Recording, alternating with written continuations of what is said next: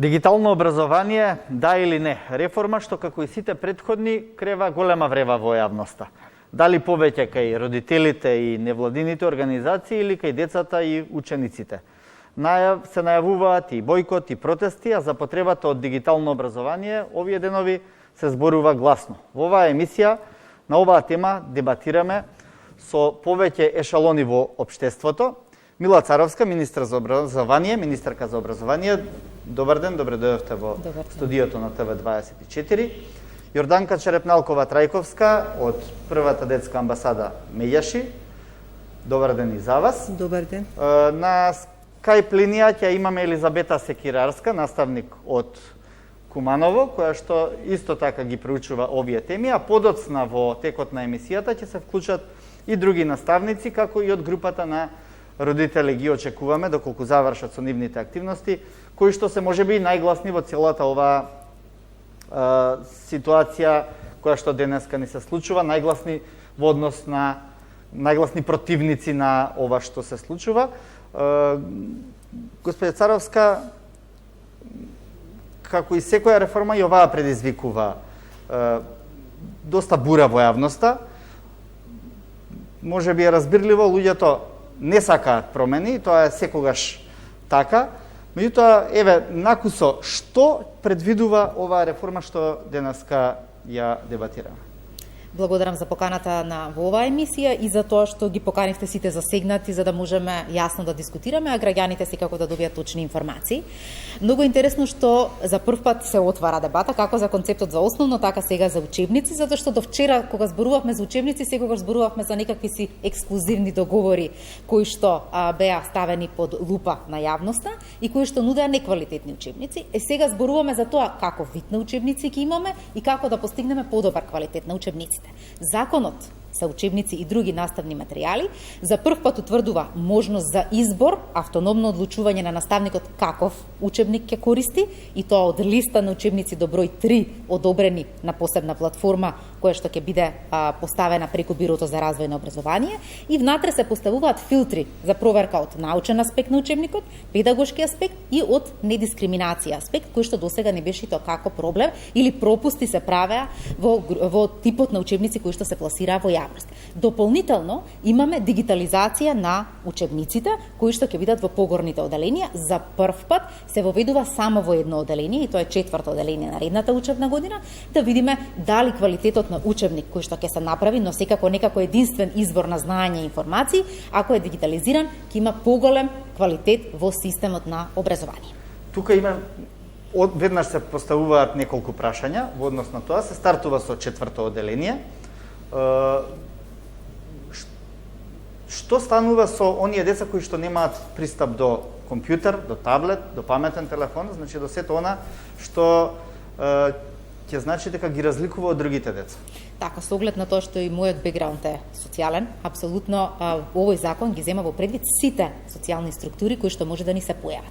За прв пат добивате закон во кој што јасно и прецизно е укажано дека училиштето треба да обезбеди дигитален уред за ученикот кој што сака да го користи, но исто така за учениците кои што не може да користат дигитален уред. Во неколку наврати претходно кажав дека во моментов имам информација за 1300 ученици кои што во своите домови немаат електрична енергија, да истите им ги испечатат и да ги достават до семејството и самиот ученик, но исто така за прв пат станува збор за законски гарантирање на инклузивни учебници или да имаме аудио верзија од истиот тој учебник и да имаме учебник на Браево писмо. Такво нешто до сега не сме имале во ниту едно законско решение, и ова е исчекор напред кој што е поздравен од сите оние родители кои што се соочуваат со предизвици и со години немаат пристап до ученици. Како тоа ќе биде обезбеден компјутер или таблет за децата и за кои деца? За сите деца кои што ќе бидат во 4-то оделение? Праведно општество значи да се грижи најмногу за оние кои што не може да го постигнат одредениот стандард, и тоа го правиме со програма на Светска банка која што ќе обезбеди одреден процент на дигитални уреди кои што ќе бидат ставени во библиотечен фонд и кои што ќе бидат ставени на располагање за учениците, затоа што повторувам, одиме со воведување во едно оделение за да можеме и да си ги премериме силите како систем и како држава и да знаеме во која насока се движиме, затоа што наедноставно е да набавите уреди наеднаш и да не знаете што со тие уреди. Да се навратиме назад, имавме таков проект, компјутер за секое дете, во кој што милионски суми се потрошија, а на крајот немавме никаква корист од тие дигитални уреди. Затоа ние велиме, дигитализираме, оној кој што може да си дозволи си го дозволува уредот, но училиштето има обврска и по закон да поседува библиотечен фонд на електронски уреди кои што ќе ги дава на реверс на ученикот кој што треба да се служи со истите. Но исто така имаме и обврска за печатење. Черепналкова Трековска, од кој аспект вие сметате дека оваа реформа не ги задоволува оние стандарди за кои што зборевме, еднаквост меѓу правата на децата? Па токму од ова последново што сега министерката го спомна. Значи, ние уште од минатата година, од март, со посасилено темпо од октомври од оваа учебна година, во соработка со и МАСЕТ, комората на компании, IT компании, со Центарот за управување со знаење, со Асоциацијата на кариерни советници, спроведувавме до скоро, до пред месец дена, акција на доделување на донирани, што не им се во функција компјутери од овие компании. Во процес сега сме ми се обрати од Лајка Мобел за донирање на интернет картички до деца кои што немаат пристап до интернет, така што нашата голема загриженост е дека дека веќе се надвор од образовниот систем, мислам и едно дете да е, за нас е грижа. За нас е, на почетокот ми се чини дека излега и беше бројката околу 40.000, ако не се лажам. 40.000 ученици кои што немаат пристап. Кои што или немаат пристап или немаат технички уреди, технички справи за следење на наставата. Так. Но не е само тоа, не е само пристапот. Значи, кога некој дете ќе добие уред со кој што прв пат се среќава, а сепак му треба време да научи како да ракува, да се снаоѓа во просторот на онлайн учењето. И искрено, за жал, мислам дека има, но мислам дека не во сите училишта има социјални работници кои што токму тоа би им била една од задачите за оние кои што се понеовозможени, кои што не се во иста еднаква позиција со никако, ни просторно, ни пристап до електрична струја, ни пристап до уреди и така натаму, да му го овозможат и да го приближат до нивото на знаење на оние деца кои што живеат, кои што се посреќни и живеат во подобри услови. За колку деца станува збор според вашите анализи кои што или немаат достап до НМА кога почна онлайн наставата, до компјутер или таблет кој што може да им користи во наставата, и оние кои што немаат ни интернет дома или живеат во рурални средини каде што достапноста до интернет е уште потешка? Многу интересно што опозицијата, пласирајќи лажни вести, ги наведува и граѓанските организации, а и граѓаните да добиваат лажна слика. Кога бев министерка за труд, тоа беше после тоа и во техничката влада, проценките ги правевме врз основа на ученици кои што имаат образовен додаток, дека веројатно тие се наоѓаат во семејства кои што се под ризик. Но како министерство редовно во текот на оваа учебна година ја известувавме јавноста за како се намалува или преполовува бројот на ученици кои што немаат таблети, заради тоа што морам да истакнам реалниот сектор и тоа како се вклучи во акција, локалните самоуправи. Парите кои што од минатата година беа останати во блок дотациите, ги пренамени за набавка на IT уреди и за училиштата и за учениците, и денеска немаме поголема бројка од максимум 8.000 ученици кои што следат настава на телевизија. Тоа не е мала бројка, но не е бројка кога таа ќе ја спуштите само на 4-то оделение, тогаш добивате не повеќе од 3.000 ученика кои што треба да се снабдат со одреден уред, велиме библиотечен фонд. Она со социјалната нееднаквост е аргумент кој што апсолутно сметам дека го злоупотребуваат некои кои што не познаваат социјални политики. Затоа што ако вие до вчера не сте имале можност како ученик да бидете изложени на новото време, на дигитализација, на дигитални алатки, на дигитални уреди, одеднаш државата го препознава тоа и ви го нуди како можност да го користите и да се обучите за него, таа во тој момент прави придвижување и изедначување на позициите помеѓу некој што никогаш немал можност и некој кој што имал и учебник, и таблет, и лаптоп, и телевизор, и се што може да има, а другиот немал ни струја. Значи, вие во тој момент го изложувате на подобра стимулација и подобар когнитивен развој, за разлика од тоа што бил претходно. Што значи, апсолутно, знаејќи ја оваа политика социјална и тоа многу длабоко, апсолутно овој закон не носи социјално раслојување и нееднаквост, туку напротив, придвижува кон еднакост. И тоа го кажуваат многу експерти кои што се занимаваат со оваа тема. Черепнокова, за овие аргументи? Јас навистина нити сакам да навлегувам, нити сум зазевам некаква политичка, нити мислам дека е целисходно да ја насочуваме, да даваме таква конотација во дебатата. Онаш на како ние, например, настапуваме во доделување на компјутерите. Значи, ние соработуваме во различни наши активности со различни училишта, сега во контакт сме со општини, значи бараме реални бројки да ни дадат за кого се потребни и толку колку што се можностите со кои што располагаме, односно од кои што донаторите нас ни дале да донираме, значи не се водиме по бројки кои што некој друг ги изнесува во јавноста, туку секогаш сме во директен контакт со нашите корисници на услугата, на работата, како да речам, на тие со кои што се работуваме, сме во партнерство. За жал, во секоја криза, и тоа е општо позната работа која што на глобално ниво, во секоја криза секогаш најмногу трпи оној кој што и онака трпел и пред кризата.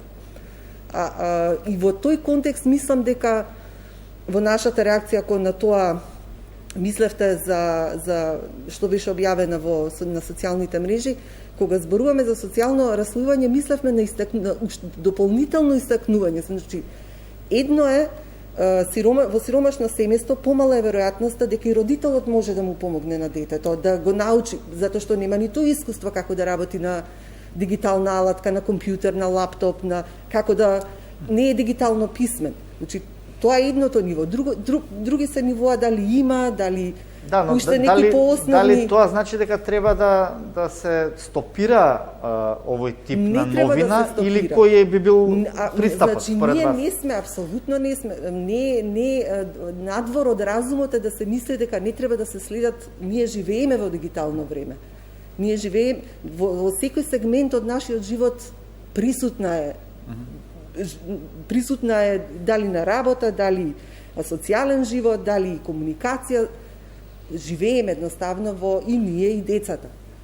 Но кога се размислува за воведување, мислам дека фер е да се земат предвид и оние деца кои што и сега во моментов можем да тргнам јас како родител на дете во основно и во средно образование, во основно има дете кој што е исклучено целосно од октомври до сега.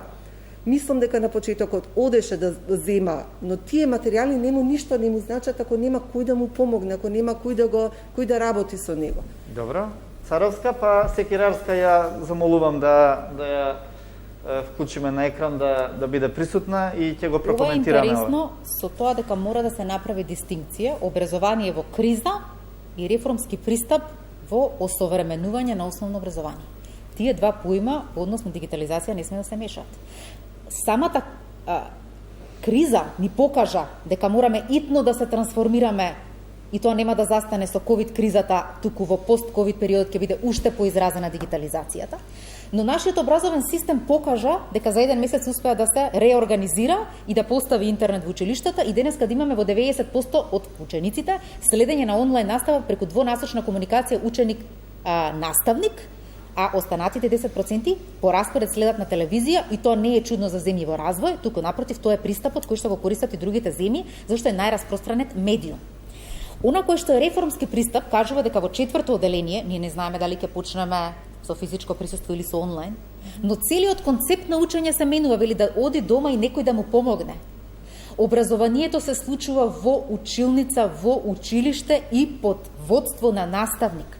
Тоа што ние сме се научиле дека се што наставничката нема да заврши на час, родителите уште 3 сата дома треба да го спроведуваат како настава, не е образование.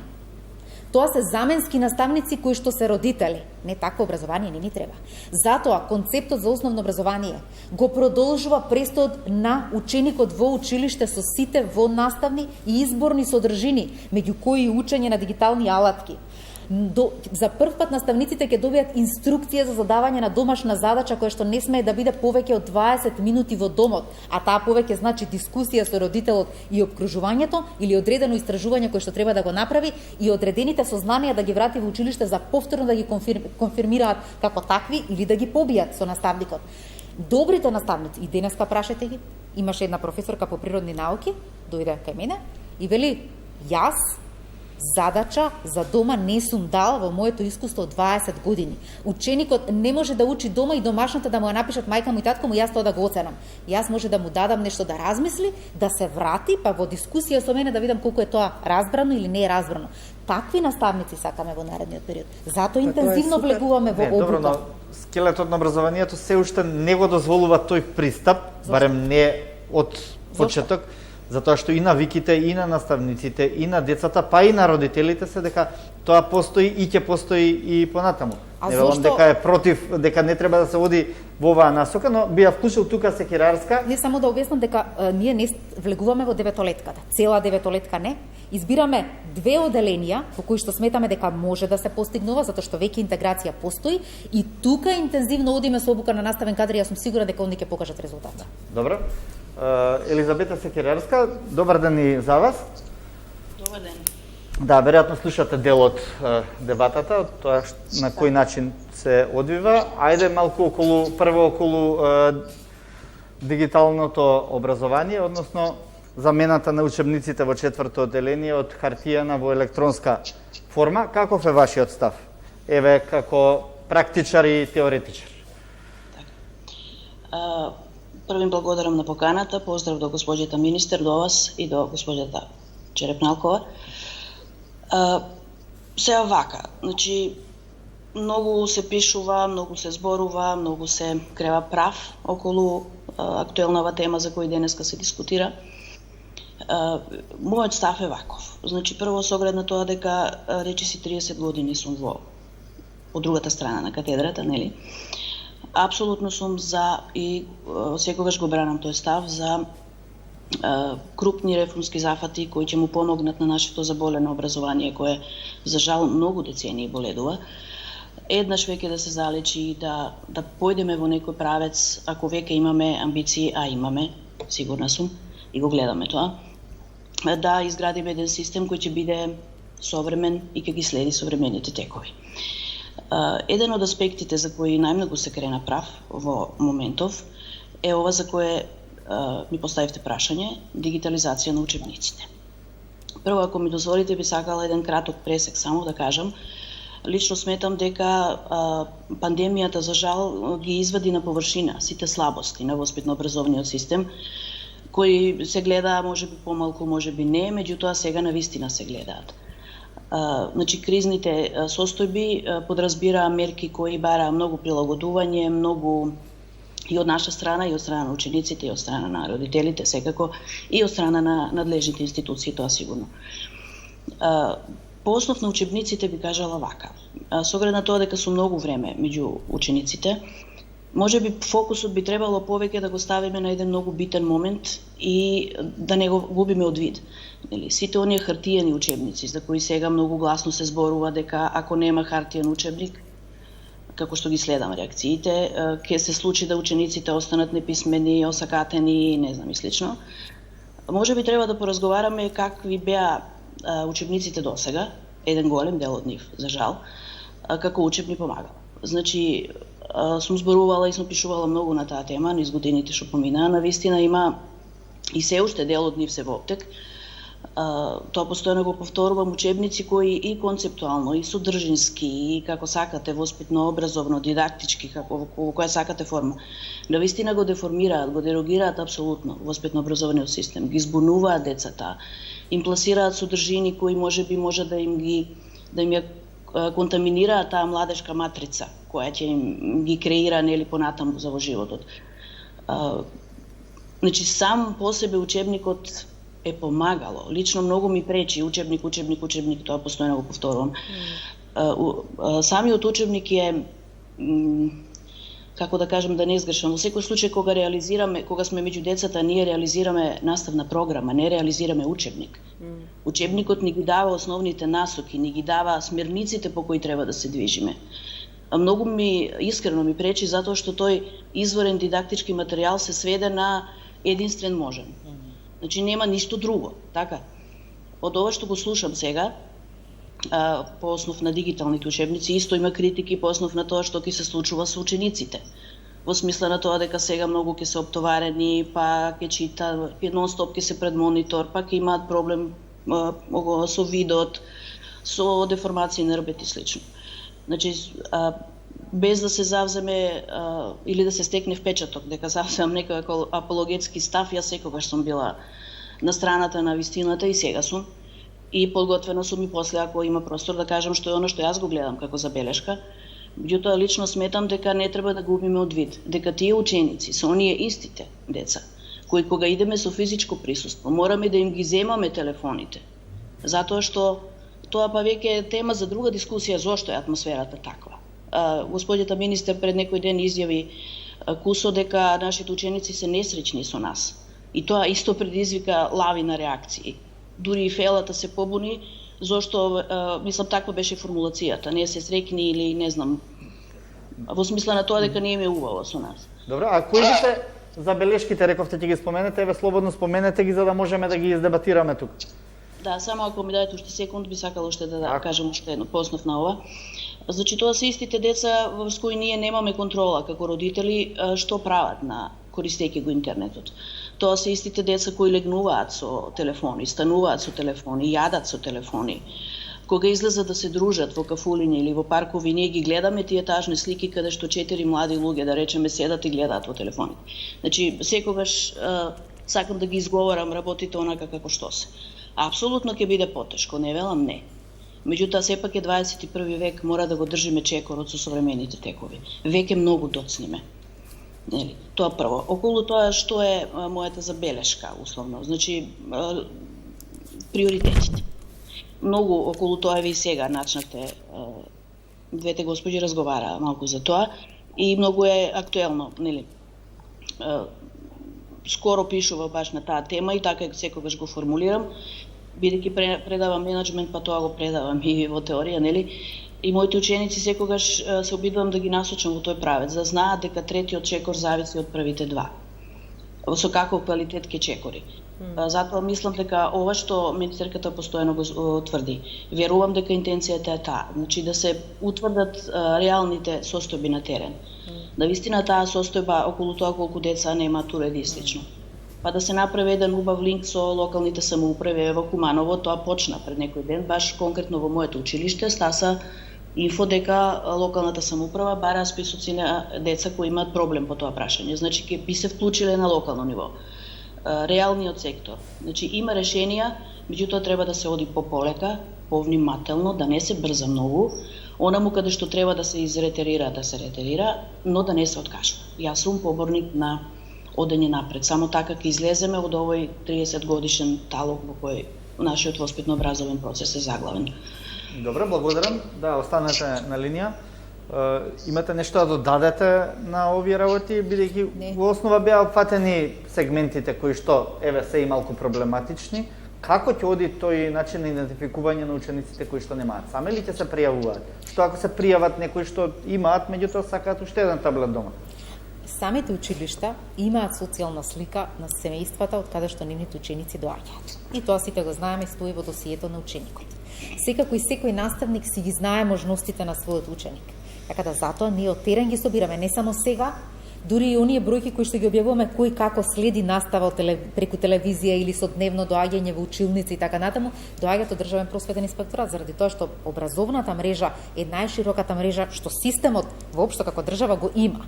Така да навистина сметам дека проценката нема да биде воопшто тешка и затоа навреме ја собираме, за да може сите да се вклучат и да обезбедиме точен број на таблети колку што се потребни за 4-то одделение за учениците кои што имаат потреба за поддршка во овој процес. Останатите секако се изложени на таблети, на лаптопи, на телефони и тие многу брзо ќе го совладат. Но е значено во првиот период од септември да ги добијат оние кои што досега немале такво изложување, да може да ги совладаат и да влезат во тој свет на дигитализација, затоа што за многу кратко време веројатно хартијата и воопшто нема да биде во употреба, велам во периодот кога тие ќе бидат продуктивни, а тоа е за 20 години од денеска очекуваме од нив да тие бидат продуктивни граѓани и да ги следат сите трендови кои што пазарот ќе ги бара, да се ги спремиме децата, да бидеме многу повеќе сега ставени во нивните чевли, во чевлите на учениците, да не ги гледаме нашите лични интереси или нашето однесување. И јас како човек многу повеќе сакам хартии да си запишам и да си шкртнам и да си обележам.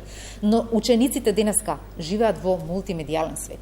Тие живеат во дигитално време во кое што многу полесно учат ако нешто е анимирано, низ видео приказна и веќе ја памтат. Поинтересно им е да не го забораваме тој момент на нивна постојана изложеност на видео материјал кој што секако сакаат да го видат и во училница. Ајде малку за здравието на учениците. Споменавме самите, тие и вака и онака се многу често пред своите најчесто паметни телефони овозможени од родителите и сега кога ќе одат на училиште каде што родителите се радуваат што таму барем ќе се изнатрчаат, ќе се изнаиграат и на некој начин ќе го добијат оној сегмент што им фали можеби дома кога се пред компјутерот или пред телефонот гледајќи YouTube или дружејќи се на социјални мрежи. Дали сега на овој начин ние ги осудуваме децата да бидат не 24 часа пред компјутер или еве минус 8 часа за спиење, 16 часа пред компјутер? А зошто? Ние сметаме дека во училница ќе дојдат, ќе го постават таблетот и исчезнува наставникот? Тоа се смета за дигитализација на учебници. Убаво кажа професорката Секирарска. Тоа е само еден извор. Тука ќе биде учебникот, ќе биде пред нив, така еве како што е овој компјутер. Тука тие ќе мора да читаат и да гледаат од учебникот. Не е вистина. Програмите не предвидуваат такво нешто. Програмите предвидуваат интеракција. Програмите предвидуваат работа во групи. Постојано истражување. Тој ќе треба да кликне да види што има како информација некаде или во учебникот, но учебникот може да го однесе и на друго ниво, за да доистражи, па после дискутираат во група. Мислиме дека наставни ливчиња нема да има, и денеска наставникот влегува во училница и дава наставни ливчиња. Имаме ли ние наставен кадар што ова ќе го прифати? Ајде и од таму да тргнеме. Го прават, само знаете како дигитализираат? Денеска наставниците го прават, сликаат книга од книга, која што е вели шарена риба, златна риба, портокалова риба, тие се сите црнобели, нема ни портокалова никаква, и го праќаат во групи. Дека ова треба да се сработи и да се издискутира дома. И за таков тип на дигитализација, значи импровизираме дигитализација затоа што е нужно потребна. Сега часот многу полесно ќе се спрема од наставникот, комуникацијата помеѓу наставник и родител многу полесно ќе оди, помеѓу наставник ученик многу полесно ќе оди, заради тоа што кога сте во дигитален свет и сите имате пристап до исти квалитет на материјал, наставното ливче не исчезнува. Тоа има само додатна вредност, а учебникот се повикува на различни извори или отворени образовни ресурси. Сите наставници, се што спремиле, ќе биде на една платформа. Денеска знаете колку ресурси имаме во период на ова ковид време? Наставниците спрема и лекции, и наставни ливчиња, и креативно надминување на проблемите и сите си ги шеруваат помеѓу себе. Зошто да немаме една платформа каде што сите тие ресурси ќе бидат дигитални на едно место и учебникот нема да биде единствениот извор, затоа што учебникот не го предаваме како што кажа Секирарска, туку ние наставниот план кој што сега за прв пат има национални стандарди кои треба да ги постигнете како резултати од учење, тоа е целта, да ги постигнеме резултатите од учење. На наставникот е оставено креативноста своја да искористи, да се фокусира само на знаењето на учениците и да го сработат заеднички тоа. Добро. Секирарска ќе ве вклучам, наставниците дали имаат можност да се вклучат во ваквиот тип на настава и дали практично поголемиот број ќе прифатат оваа реформа? Тоа е малку комплексно е прашањето. Во секој случај, меѓутоа, јас би кажала вака. Лично сметам дека наставник кој се нашол себе си во училница, ако ме разбирате, ќе се најде себе си во виртуелен простор. Затоа што оној наставник, тоа многу пати сум го кажала, оној наставник кој престанал да учи или ќе каже стар сум веќе јас да учам, таа парадигма воспитно-образовна е многу точна. Тој што ќе изговори наставник, јас сум стар да учам, веројатно никогаш и не учел. Затоа лично сметам дека секој учител, секој наставник, додека е со учениците, треба да се вложи максимално. Ако сакаме од учениците да добиеме фидбек, Она што пред малку го кажав, учениците навистина не им е интересно со нас. Кажав пред малку дека таа изјава на министерката предизвика бура реакции, меѓутоа тоа е така. Ни враќаат со тоа, ни покажуваат колку не им е убаво со нас, така што не учат, или така што нели молчат од учтивост, или вреват од неучтивост, тоа постојано го зборувам. Меѓутоа, затоа што не сме создале релација да ни кажат дека нештата не се како што треба. Сепак се тие деца родени во друго време. Тоа се деца кои од нас бараат други постапки. Затоа мислам дека ако сакаме да одговориме на предизвикот на ново време, секој од нас како наставник мора да држи чекор. Доволно е да ги сакаме децата, да ја сакаме професијата, колку и да не ни е удобно сега, во моментов и многу време, за жал, не само сега, во учителска кожа. Меѓутоа, секогаш тврдам дека учителствувањето е привилегија. Тоа не може секој да го работи. Затоа секој кој сака да работи со ученици мора да се вложи себе си максимално. Сигурна сум, имаме ние прекрасни учители, наставници, професори. И се најдат. Ви благодарам. Се обидува да ги деградираат наставниците. Јас гарантирам дека имаме добри наставници. Дури и на почетокот, само што станав министерка, ми тврдеа, ама нема шанса ти повозрастните да ги натераш да користат компјутер.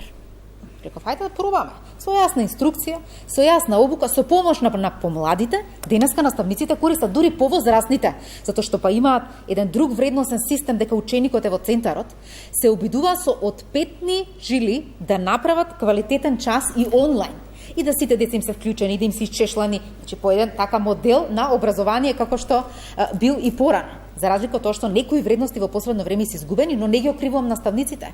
Системот се обидел да ги држи на кратко јаже со такви законски решенија во кои што не им дава развој, ги држи на 3 месеци, на 6 месеци, на 1 година, 2 ги дели на подобни и неподобни, партиска поделеност и тоа како се случувало во образовен систем, што не е дозволено никаде во светот. Така да сметам дека сега полека курсот ќе го свртиме.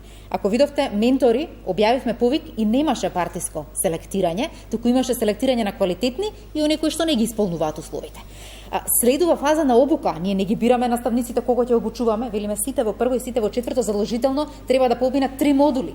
Обучувачите не ги бираме врз основа на партија, ги бираме најквалитетните, тие што биле препознаени од УНИЦЕФ и од USAID и од Бирото за развој на образование, како истакнати наставници, дајте да ги пуштиме да бидат национален тим за обука.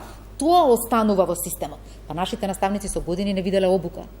Полуобуки некои од неквалификувани кадри, од неквалификувани компании за истото. Јас за прв пат кога дојдов во министерството се обраќам до бирото, велам која компанија е соодветна, која што држи обуки низ годините и е профилирана за обука на наставен кадар со педагошки современи техники.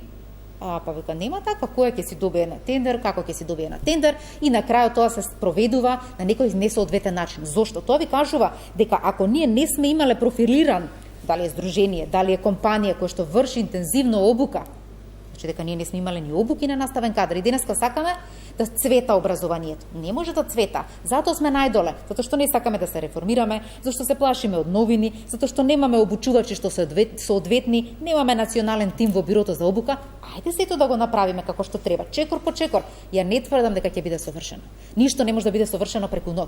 Но ако направиме еден квалитативен исчекор кон добро, тоа ќе го осетат и наставниците и учениците. Само мотивирани и добри наставници може да ја носат на грб оваа концепција. Затоа го менуваме законот за наставници, во кој што покажуваме дека за прв пат не се вреднува само задолжителниот предмет како фонд на часови, туку и изборните предмети и во наставните активности или присуството на наставник во училиште кој што треба да создаде образовна атмосфера, се фонд на часови за полна плата. Тоа од една страна, од друга страна континуирана обука и грижа, не наметнување, туку грижа за наставникот и неговите потреби. Прво деление со донесува програмите. За една недела после тоа сите школи и сите градоначалници добија инструкција дека она што е напишано во програмата дека треба да се обезбеди како ресурс, до 15 јуни треба да ме известат дека ги набавиле. Вие не може да ги оставите наставниците без ресурси и да очекувате одредена придобивка или одреден квалитативен исчекор. И сега ќе речете, ама ние сме сиромашни, другите земји во регионот се побогати. Ај проверете колку трошиме за образование ние, колку земите во регионот. Исто 3,5 GDP трошиме. 3,5%. Кај сме ние, кај се тие? Тие се минимум 10 до 15 места пред нас во сите меѓународни тестирања. Зошто? Зашто ресурсите ги користат за цели за постигнување на образовни резултати. А ние сме заборавиле дека образованието значи постигнување на резултати. Ние нашите очекувања веќе нема да ги спуштаме, ниту од наставниците, ниту од учениците. Затоа ќе го подигаме нивото на квалитет, но исто така и ќе имаме очекувања. Ќе ги обезбедиме ресурсите за да наставниците го дадат својот максимум. Благодарам. Тука одиме на кратка пауза за реклами, па се враќаме и со другите гости во студиото. Повторно од студиото на Телевизија 24, во следниот дел од дебатата вклучуваме и други наставници и заинтересирани страни. Се надевам ќе ги добиеме и родителите. На скајповска линија го имаме Гоце Бумбаровски, наставник од Прилеп. Добар ден и за вас. Добар ден и добро вечер. Мило ми е што ми отстапивте простор во вашата емисија. Да. Ја знаеме темата на емисијата, па сега сакаме, чувме дел од наставниците, се вклучи Секирарска од Куманово, еве сега и вас да ве вклучиме. Кој е вашиот став во однос на оваа реформа што сега се спроведува? Јас сум наставник повеќе од 10 години, претходно работев и во високо образование, така да скоро поголем дел од мојот ангажман е во образование, така да секогаш се стремам за реформи во образованието и секогаш ги поддржувам вистинските реформи што се воведени во образование. Во однос на она што последниве денови е тема на нели по социјалните мрежи, по телевизиите и така натаму, а во однос на дигитализација на учебниците, искрено јас во овој момент користам дигитален учебник, користам наставник, како наставник го користам, но моите ученици користат класични учебници, односно стандардизирана форма на учебници. Што значи дигитализацијата не е нешто ново и не е нешто кое што може да се најави како реформа, но исклучувањето на стандардизираната форма на учебник за мене искрено е нешто загрижувачко. Сега во тој дел јас искрено ги следам објавите на министерката, на владата и на представници од власта и искрено не знам кој е последниот став. Затоа што неколку пати имаше промена во ставовите за учебниците, па така да на почетокот беше дека од прво до трето одделение ќе имаме стандардизирана форма на учебници, од четврто натаму ќе имаме дигитална, па сега има некоја промена дека ќе има нели дополнување, за да денес дознавам дека и повлечен законот за учебници, па затоа и немам некој вака цврст став од страна на министерката што ќе се случува во однос на овој закон за учебници, за да можам цврсто и точно да знам што би било тоа што ние би го очекувале во септември. Јас моментално предавам на ученици од второ одделение. Учениците се со физичко присуство, но имам и ученици кои што се онлайн. На оние ученици кои што се онлайн, јас им предавам и се служам со електронските учебници. И тоа функционира непречено, затоа што овие електронски учебници се во функција неколку години наназад. Ако можам да сватам, вам ви пречи тоа што немаше конзистентен став од почетокот или што се менуваа изјавите или ние погрешно сме разбрале? Повелете, министерка, да чуеме, па ќе останете на линија секако. Мило ми е што наставникот исто така е поздравува иницијативата и што е поддржува иницијативата за дигитални учебници. Инаку тоа што денеска го имаат на располагање благодарение на компаниите кои што го отстапија учебникот во PDF формат, тоа не се дигитални учебници. Станува збор за нов тип на учебници, вели стандардизирани учебници. Секој учебник кој што има одредена стандардна форма е стандардизиран учебник. Не значи дека печатена е формата, дигитална е формата и колаборативна е формата. Ние зборуваме за учебник кој што е колаборативен и кој што го движи ученикот низ содржината од една страна, друга страна има мултимедијална содржина, таков учебник не може да располага сигурно наставникот, така да е многу важно да наставниците и се едуцираат, и тоа го правиме сега, сите наставници во прво и во четврто одделение ќе добијат јасна инструкција, а исто така и знаења за можностите кои што ги нудат новите колаборативни учебници. Сега, ако знаеме дека дигитален учебник немаат, колаборативен дигитален учебник сигурно немаат на располагање, е значено да знаат дека ова е ново ниво на квалитет и за прв пат се воветува. Вели нема конзистентен став, тоа апсолутно не е вистина, заради тоа што од прв ден може да ги прочита соопштенијата до денеска е исти став. Но и денеска се врати на доработка законот, заради што се врати? Не, апсолутно имаше, мислам дека еден пратеник, нема да го именувам од опозицијата, рано од Цабале, разбрал, недоразбрал, се излезе со став дека е повлечен под притисок на јавноста. Уште минатиот вторник, во моментот на доставување во собранието, секретаријатот за европски прашања кажа дека целосно треба да се повикаме на директиви и документи кои што се од европската делегација, каде што посочуваат на потребата од дигитализација на наставни материјали и учебници. И тука се, едното е Европска комисија вели во областа обликување на дигитална иднина на Европа и акцијскиот план за дигитално образование 21-27, како и комуникацијата на ЕУ за достигнување на европската област за образование до 25 година преку трансформирање на образованието и обука за дигиталното време. И во овие два документа е јасно укажана потребата и затоа велиме треба да се усогласи законот со овие два документа, не текстот во законот. Предговорот на законот, информацијата во влада за да можеме да се повикаме на европските инструкции за подобрување, а секако тоа да биде забележено и во извештајот за напредок на државата. Затоа што во момент кога се повикувате, така да апсолутно повлекување нема.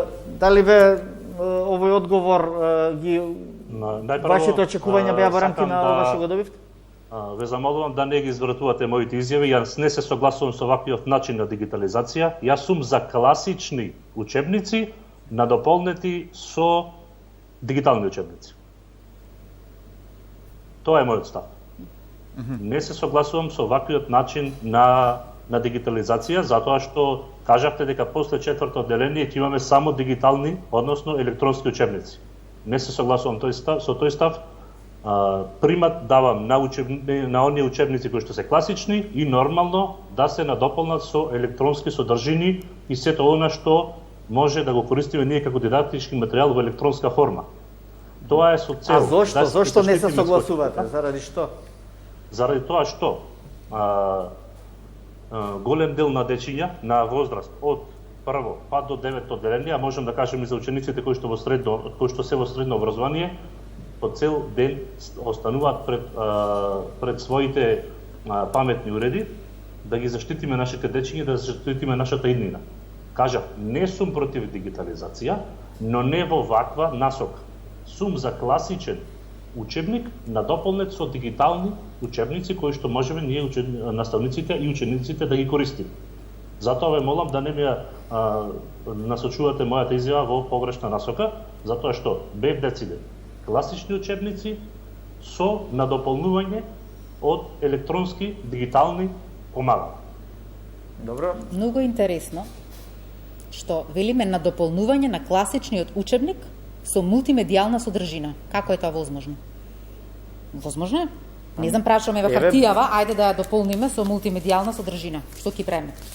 Тоа е илустрација. Да се случи Бумбаровски слободно, вие сте во етер. Еве вие да ми објасните како и нема проблем, ние тоа ќе го направиме.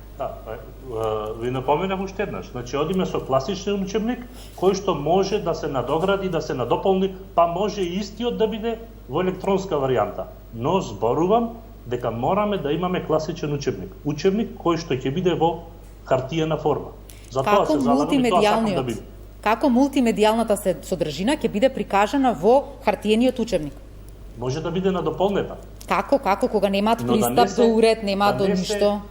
Да не се укине учебникот како форма во хартиена. Ве разбирам целосно, само ми е значено да ми укажете на аргументација зошто сметате дека тоа така, не дека не го прифаќам, едноставно јас верувам во подобра дебата, дека добра дебата може да донесе до подобри решенија. Ме интересира како еден недигитален учебник ќе биде дополнет со мултимедијална содржина која што ќе го задржи вниманието на ученикот. Приоритетот да го ставиме на хартијаната форма со дополнување. Ние и денес користиме електронски уреди кои што ги користиме во образованието. Вие многу добро знаете дека она што еден наставник сака да го представи и она што еден наставник може и има желба да ги дополни, да ги надогради знаењата на еден ученик, го прави преку користење на разни други дидактички материјали, меѓу кои и користење на електронски, односно IT уреди, преку кои што го надополнува знаењето на учениците. Но целта ми е да не ги исклучувате оние хартиени учебници кои што ги имаме и кои што се приматот во едно образование. Јас повторно не разбрав која е вредноста на хартиениот учебник, кој што ние секако мора да го направиме мултимедијален, за да може да ги постигнете резултатите од учење кај учениците, само за колку да го имаме, затоа што вие не предавате учебник.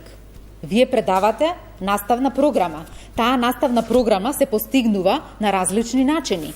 Која е потребата од стандарден учебник? Не велам наставни ливчиња, не велам материјал кој што може да го дадете вие на часот. Зборуваме дека учебникот и денеска го користите дигитален, но тој не е колаборативен, не е дигитализиран учебник со мултимедијална содржина, туку веројатно одите на наука за деца, одите на отворени образовни ресурси на YouTube и симнувате и правите комбинација. Зошто целата таа комбинација која што сега ја правите не е поставена со линкови во еден дигитален учебник? И на тој начин да ги постигнете сите резултати. Во тој момент хартиениот ја губи неговата вредност. Дополнително, хартиените учебници се менуваат еднашка на 5 години, заради тоа што таква е постапката.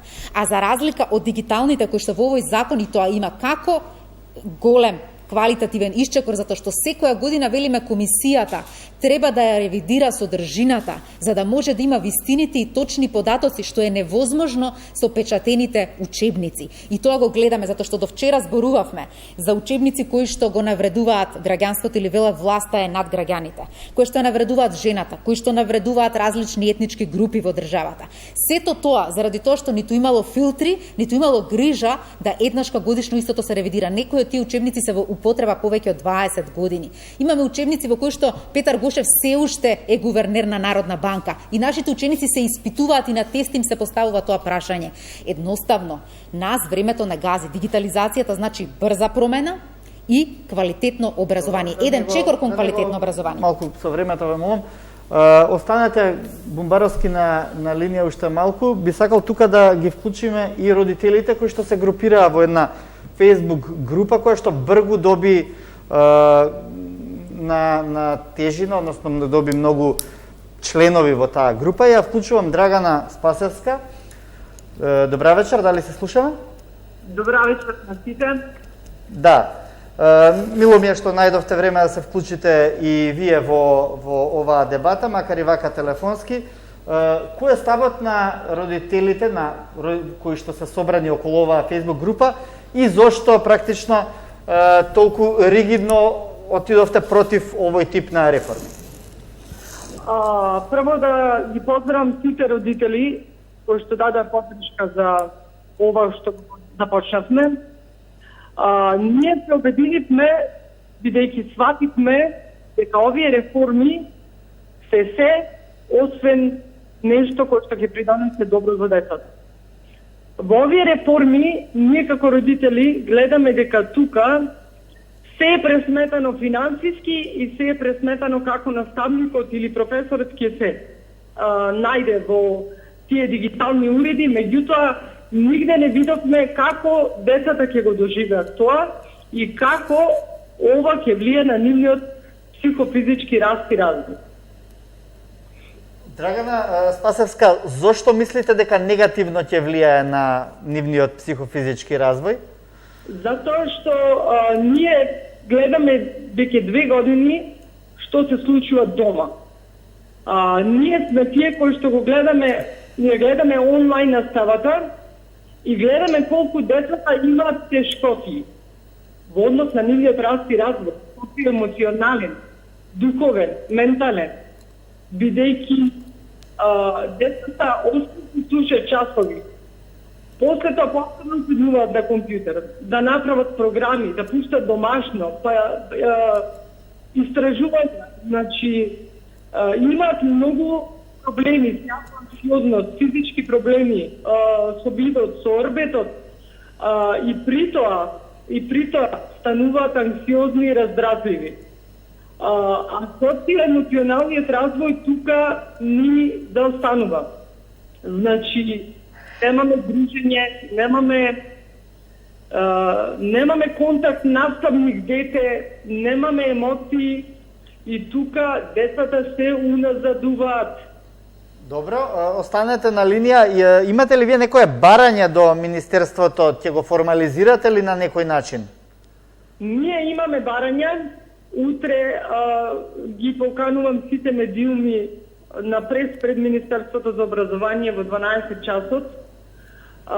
Сметаме дека ни требаат коренити промени во образованието и сакаме и ние, родителите, како тело, да учествуваме во одлучување и предлагање на промени во образовниот систем.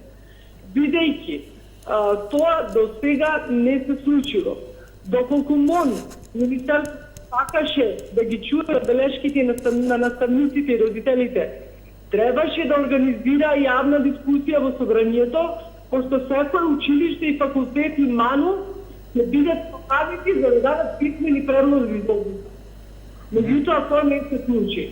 Овде се донесени брзи одлуки, кои што без никакви истражувања и никакви други мислења се донесе на брзина. Добро, останете на линија.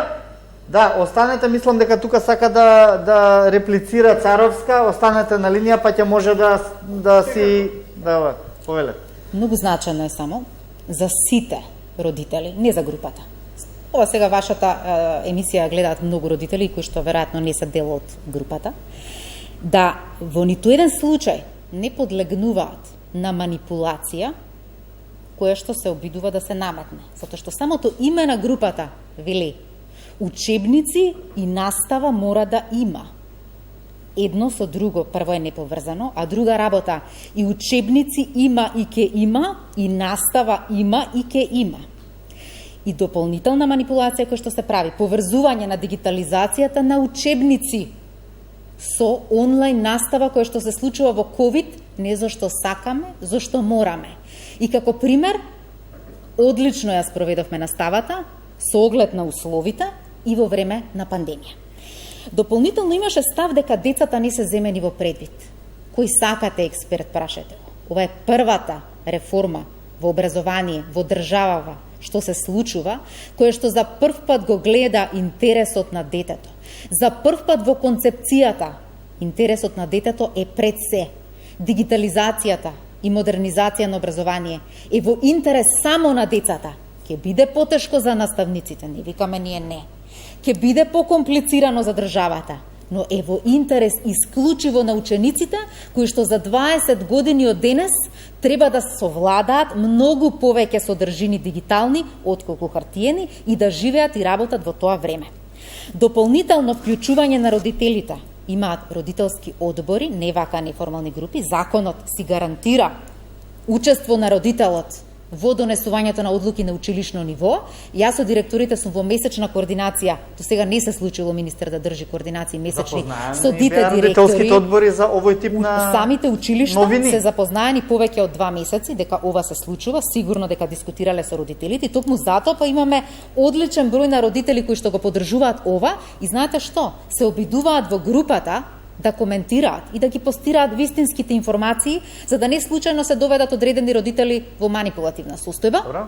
Но администраторот не им го дозволува тоа.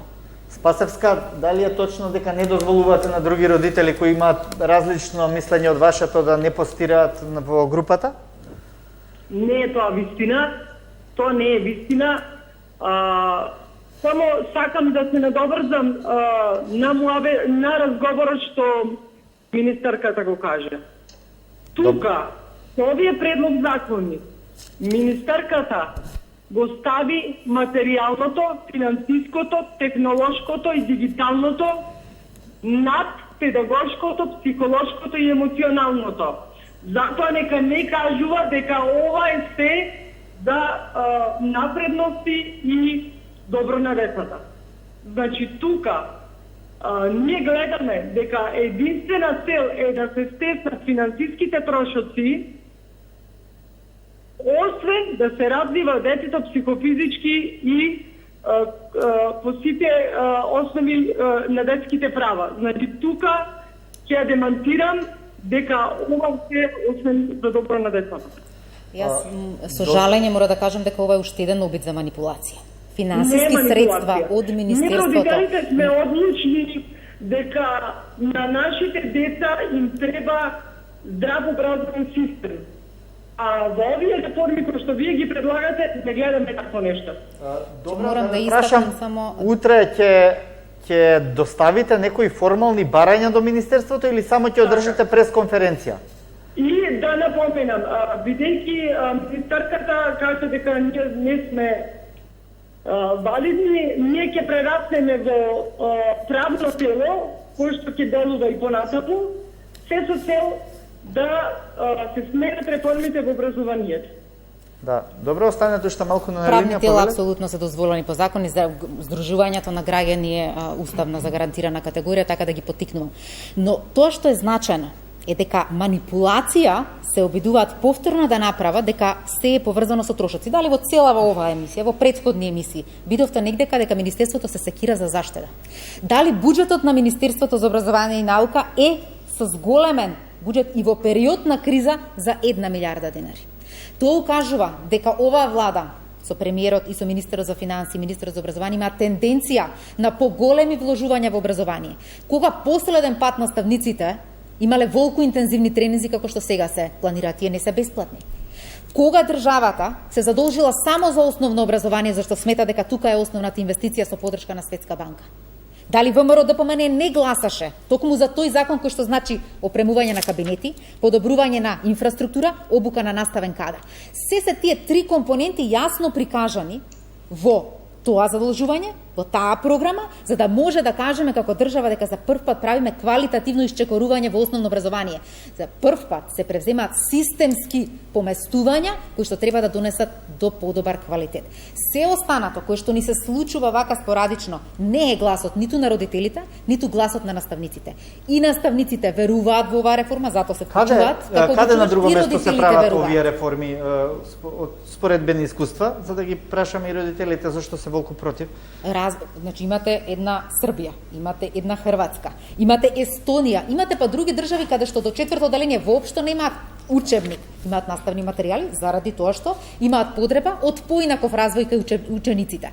Спомнаа дека има психолошки поместувања заради ковид. Да, ради ковид, но затоа Министерството за прв пат подготви и испрати програма за работа на психолошко-педагошката служба, за да можеме да ги пресретнеме предизвиците.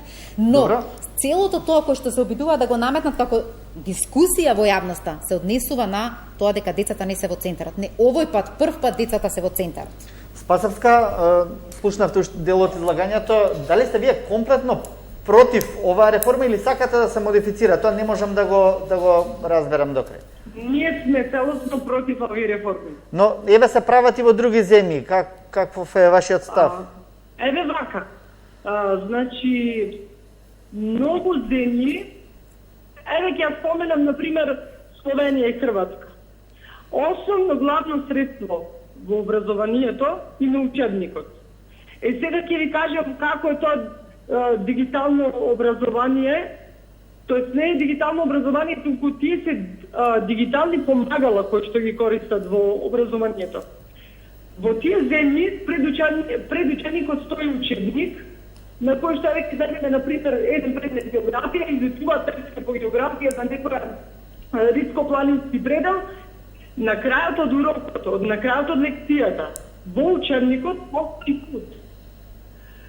И цело време часот е насочен на учебникот. Но при крај на часот, наставникот им вели, земете го сега вашето помагало и поставете го на вашиот код кој што е во учебникот.